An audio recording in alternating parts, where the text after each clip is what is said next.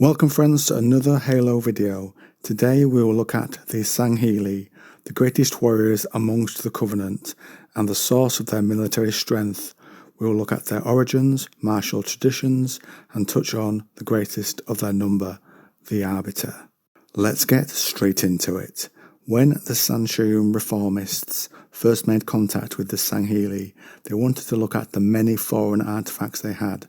But the Sangheili had a different idea about the artifacts.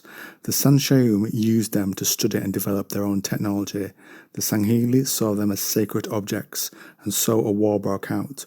Both sides thought they would wipe out the other, but the Sangheili dreadnought meant the Sangheili would be forced to surrender.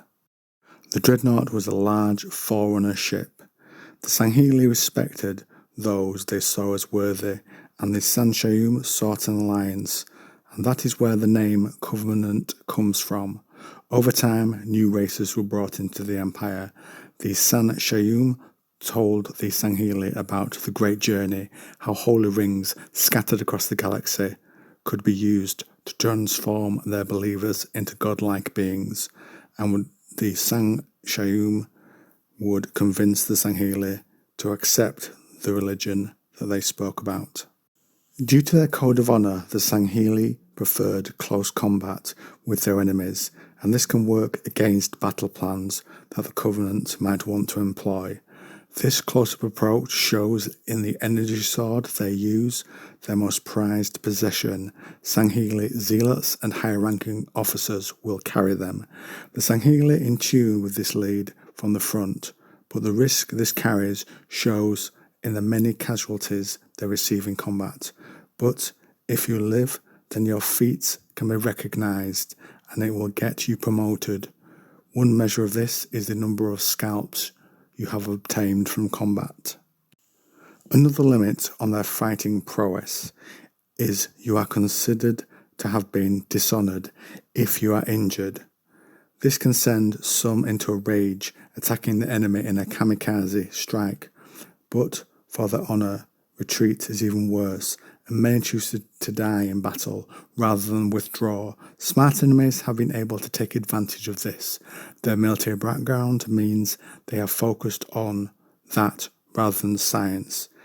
In balance, the Sangheili focus on the technological side, so they work well together.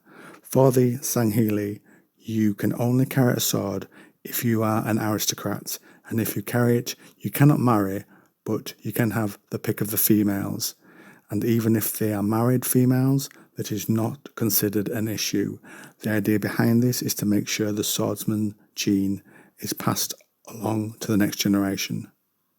These Covenant warriors can find admiration in their adversaries and can come to have respect for the skills of those they fight against. In a similar way, this respect is shown towards veteran warriors who have taken the lead in combat many times and lived. If a warrior is taken alive, badly injured or hurt so much as to be incapacitated, then the warrior will commit ritual suicide. One Sangheili warrior can request the help of another if they cannot do it themselves.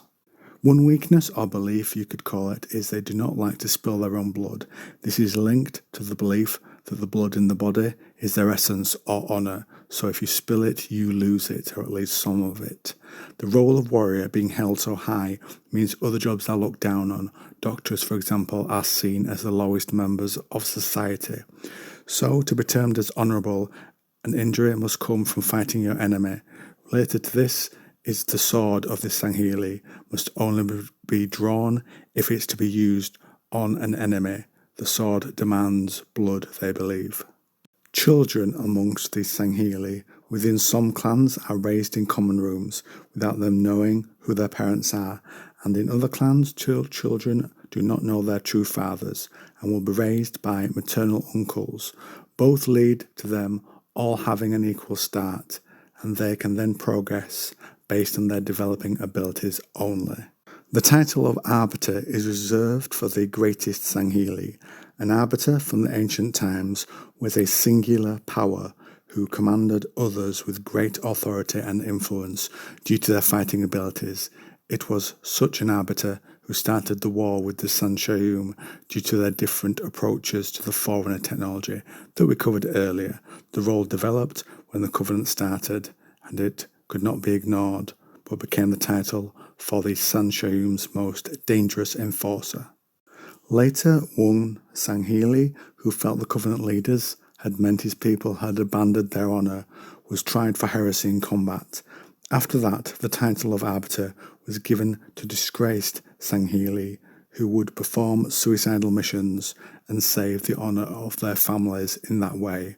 When an Arbiter falls, they are housed in the caskets in the great mausoleum of the Arbiter. At its centre is the Arbiter's sacred armour. There it is held till a new holder is chosen. It is not just for dress or ceremony, it is fully functionable, and it will grant the wearer camouflage for a few key seconds. So there, with the greatest of their warriors, is where we will leave the subject of this Sangheili. What do you think to their martial traditions? Should they have stayed independent? Have you seen the parallels between samurai in medieval Japan and the Sangheili? Definitely an influence there. Have you waged war with a sword of the Sangheili? Comment down below.